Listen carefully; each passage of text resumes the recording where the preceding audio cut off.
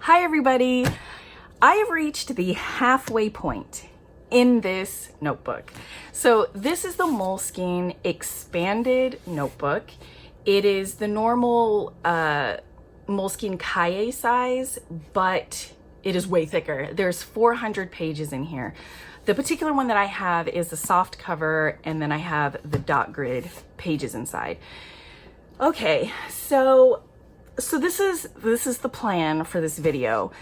Instead of flipping through this and showing examples of the spreads that I have in here, I am actually going to flash photos on the screen while I'm talking, because this is my journal. I mean, this is my Omni journal, so I do everything in here. I don't censor anything when I'm writing. So, you know, it's like really personal. So I like to blur out the writing, and the easiest way I know how to do that is in a photo. Like in a video, blurring out things in what is essentially a moving picture is the most annoying thing I have ever tried to do. So, I mean, there's no way I was even gonna try to tackle that in this video. So hopefully the pictures popping up on the screen is enough. I went ahead and blurred out the writing in that. And in the past, I've just tried to put like post-it notes over anything, you know, that I didn't want to make public. But I found that when I was blocking out the text, it really changed the feeling of the entire spread. It completely changed it, and I didn't like how things were coming off that way, because I felt like that's not how my spreads really look or feel. So even with the blurring of the words, I feel like you know where the words are at least, and you get a better picture of what one of my spreads actually looks like. So that's what I'm gonna do. And after I talk about how I'm using this and what my spreads look like, I'll go in and talk about how this thing is like physically holding up. So I started in here on April the 8th, and today is June the 5th. So I'm past the halfway point now. I'm like a few pages past it. So I'm hoping that in the next 2 months, by the end of July, this thing will be complete. And I even have a game plan for that I kind of just fell into. So let's just get into the photos. So I said that this is an Omni journal, and I will link a couple of my older videos about how I used to journal. So basically, every specific topic that you could journal about, I separated into their own notebooks.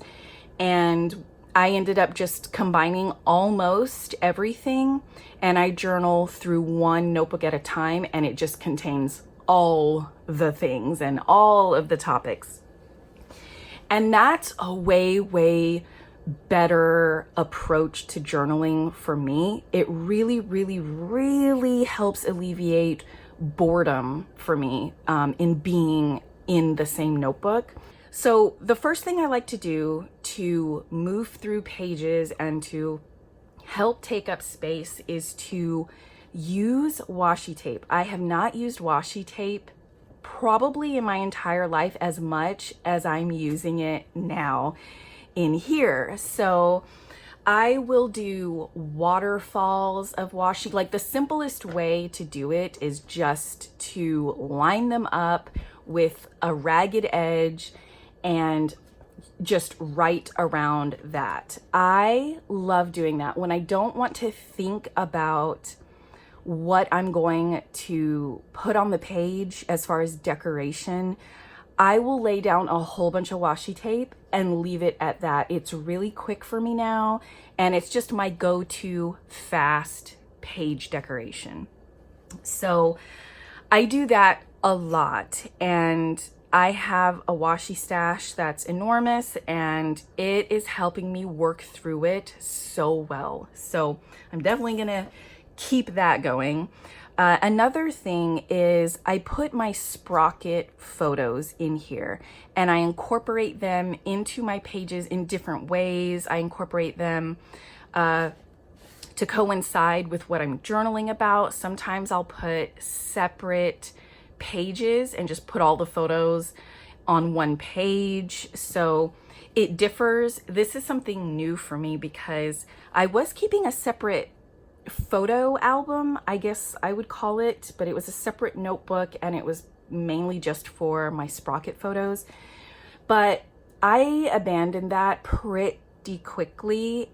But doing it this way makes me use my sprocket so regularly. So that was a great change that I did, and I'm really happy to have those photos in here. Otherwise, they're just gonna be lost in the cloud, you know? So I'm glad to have those in my journaling now. Another thing, which you're probably gonna see at least some of this on every single spread, is the printables from Courtney Diaz at Little Raven Ink.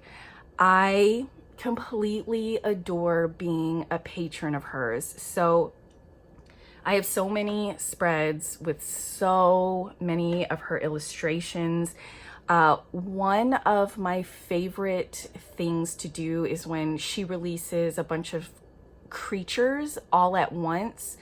I like to put them in just little rows at the top or the bottom of the page. As far as Patreon, I'm also a patron of Cecile Liu, and her shop is Cissy's Art Cafe. And she has art prints that she sent, and I will put those on a page and just call that page filled. Any other bits of ephemera from orders and things, I'll throw those in there as well. I have a bunch of Studio Ghibli little square papers, and my kids and I have just become such huge Studio Ghibli fans, and I have a few pages where I'll just slice one of those scrapbooking papers and glue them to the page, journal around it, and that's it. So that's just another really quick thing that I like to do. And, you know, it just doesn't take much time. You know, something you'll notice is that I don't have any of my own painting or watercolor or anything like that in any of my spreads in here. I'm just not there yet. It's not something I feel compelled to do. And also Moleskine paper is just not friendly with any type of watercoloring or paints and stuff like that. So I just don't do that right now in this one, but I'm sure that will change down the line as I want to experiment with different things. But I do have swatches in here. I haven't gotten any new paints really lately, so I don't have any watercolor swatches.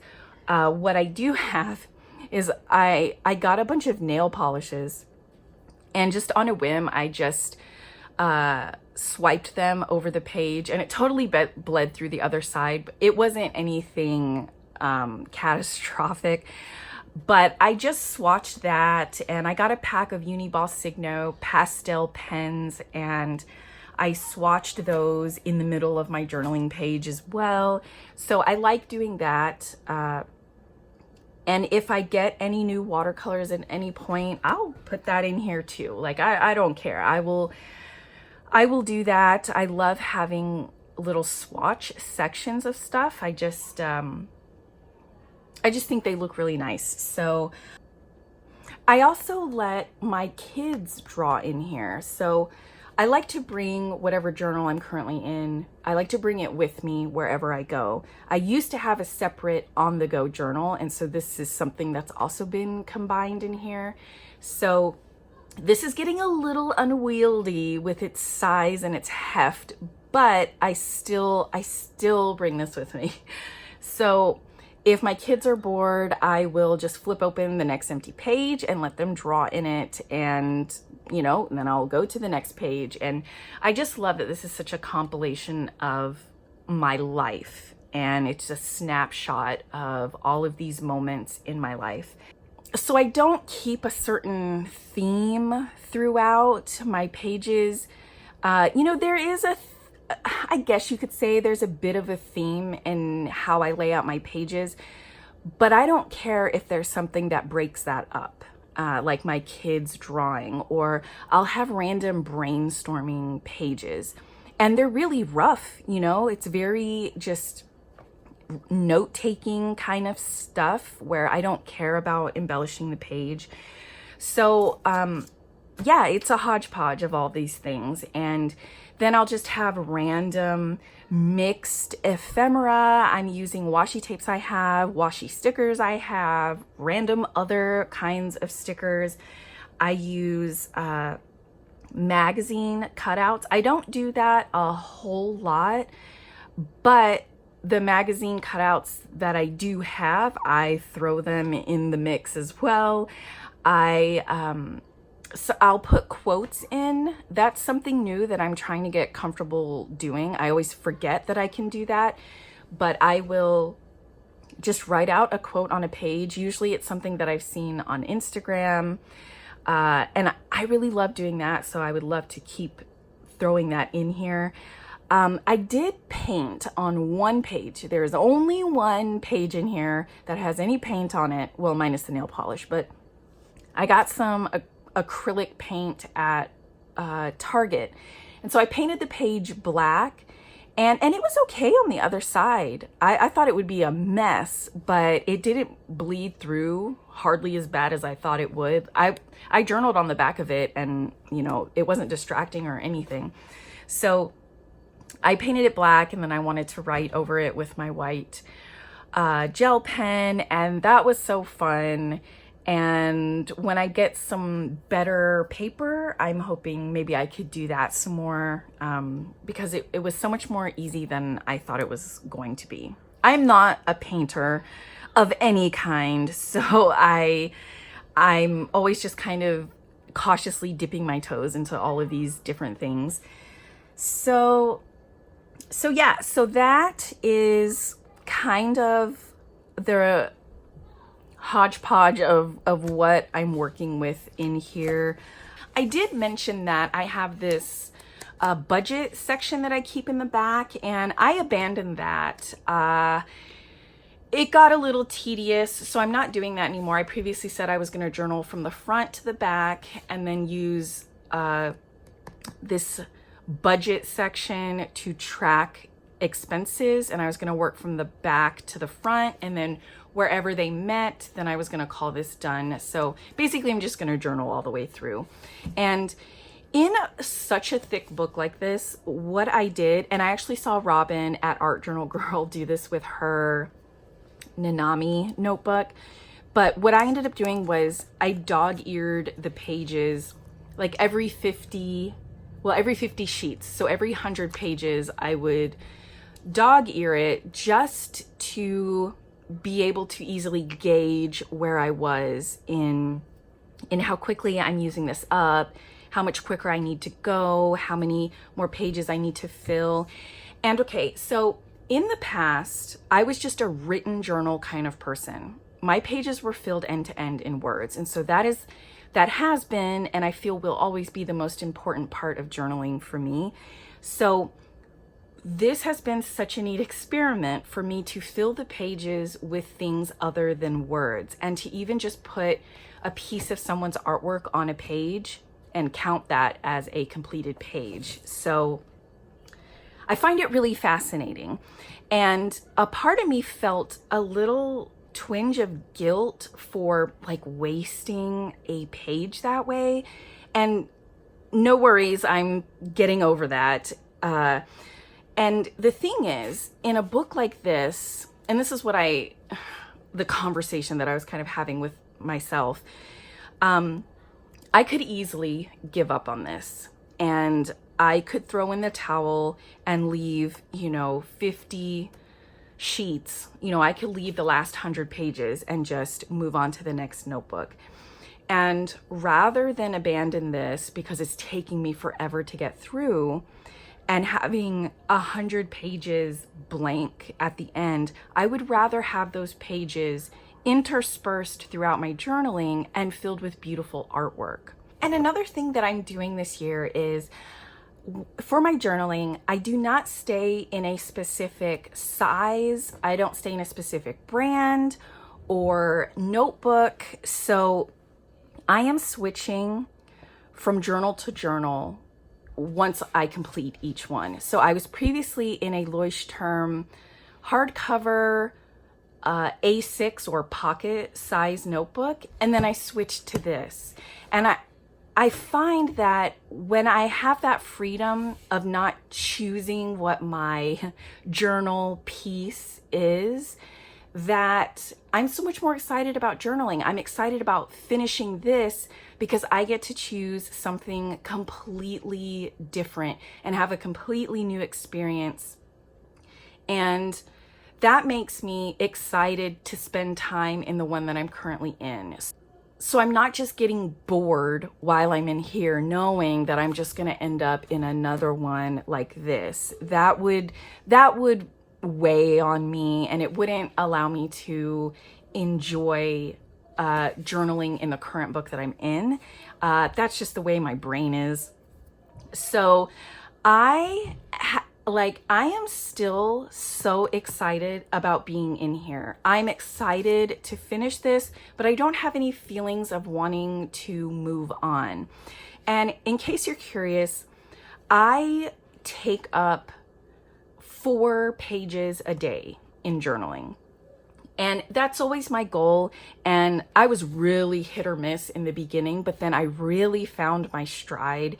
And if I do that through this last half, I think I'm actually going to be done before 2 months is out. I should be done in like mid-July or something.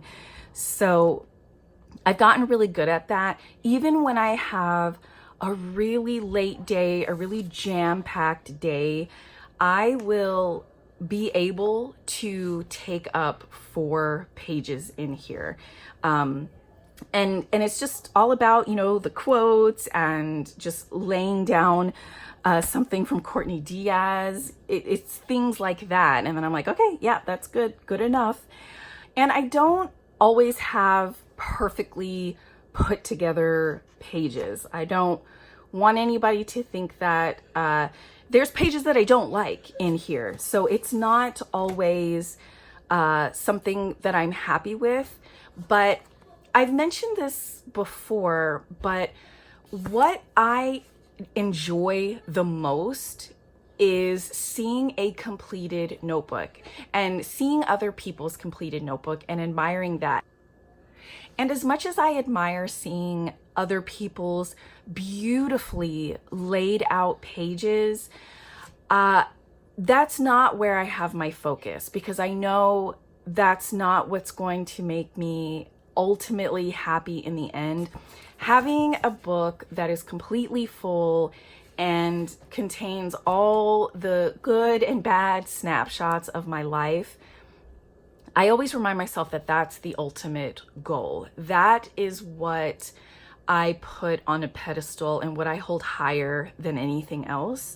So I've gotten really good at not getting caught up on what a page looks like. I much more enjoy turning the page and getting to turn a couple pages every day and seeing my notebook grow and bloom. And I have these tabs from Art Journal Girl, and this is the first time I've used tabs to mark off special events so that they're more easy to find in such a thick notebook like this. So I would say this thing is holding up really, really well.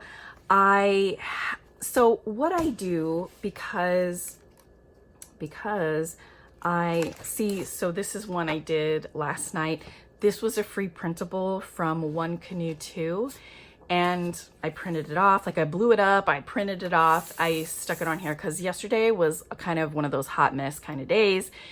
So I had one more spread I needed to do, and I just happened to have this. So I cut it out, pasted it in, boom, it's done. So what I do, because I'm getting into the, you know, journaling hump here, the bump is forming. I saw this somewhere. I'm not even gonna try and guess where. It was a while ago, and it was one of those things where I knew it didn't apply to me, but it just stuck in the back of my head. And I never thought I would journal this way, where I would have so much ephemera and things in here. So now that thing that I saw has really come in handy, but because the thickness is really uneven and it's going to form an even bigger bump here as we go along, with these types of perfect bound books, what you can do, and I'll take my little felt palms out here. They don't really mark anything special. They're just cute. So I love these. I adore these. It's a new crazy obsession I have.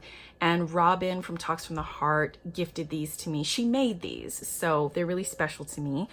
And so what I do is I just take a chunk from this side and I will fold it back like this.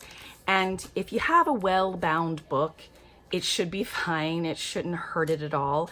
But when you do that, it evens out the thickness on both sides, and you can just write on it like that.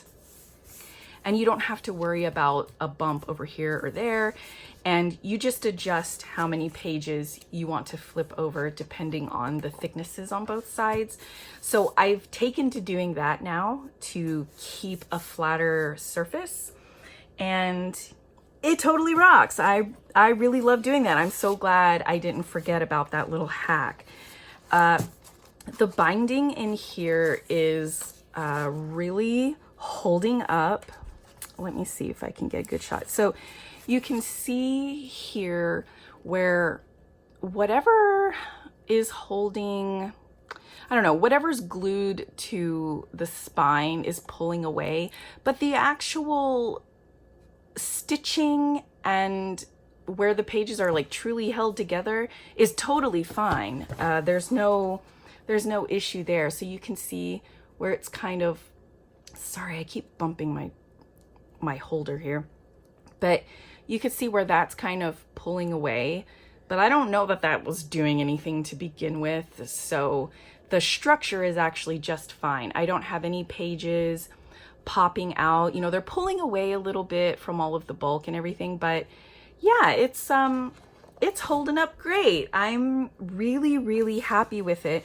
And I would be so glad to go back into another Moleskine Expanded if I wanted to be in a bigger notebook down the line. It ain't gonna happen probably this year again, but I will say that, you know, I am thoroughly, thoroughly enjoying this experience.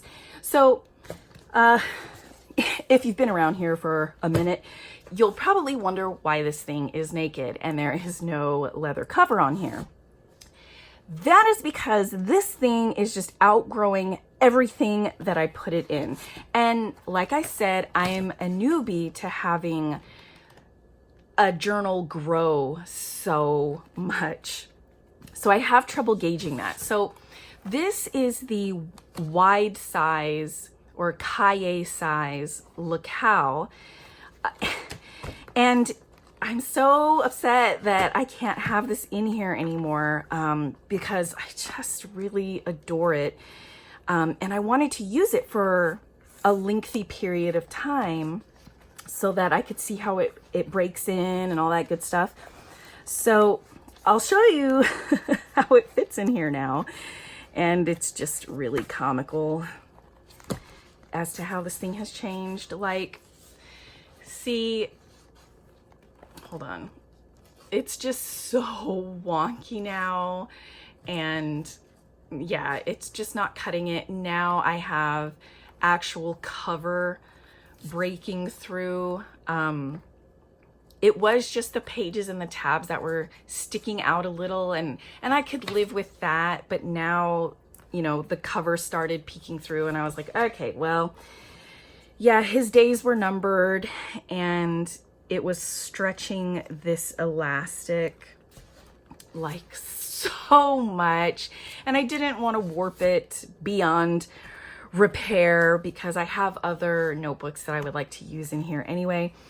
So I decided to let this guy take a little break, and then I had gotten my Chic Sparrow wide size, and this is cut like a quarter to half an inch bigger than this. I think maybe it's a quarter inch, but I just had this in here. I had my slip pocket insert hack where I would slide this back cover in, and then the pressure of the string would be on the insert and not my actual book.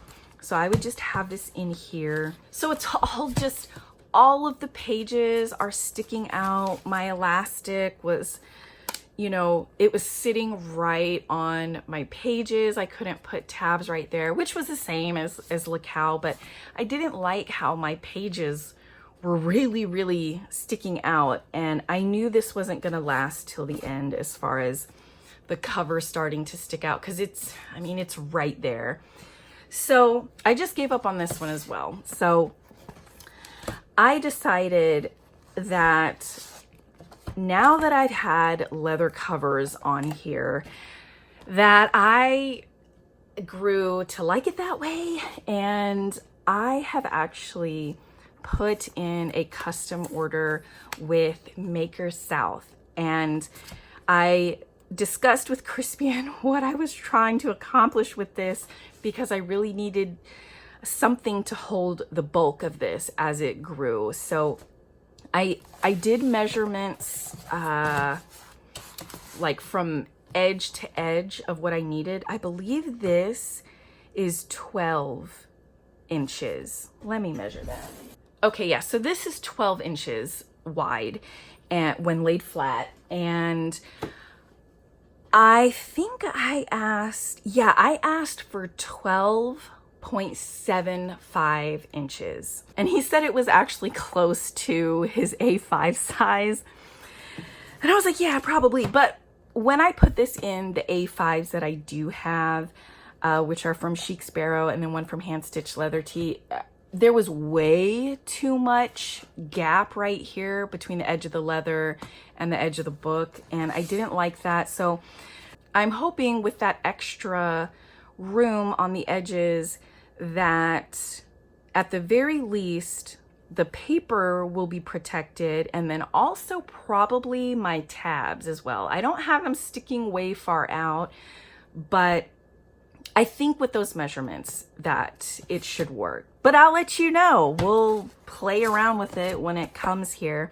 So I believe those are my complete thoughts and feelings about being in here, and they're all very positive. Anyway, let me know if you have any questions. Thank you so very much for watching, and I will see you all again soon. Bye.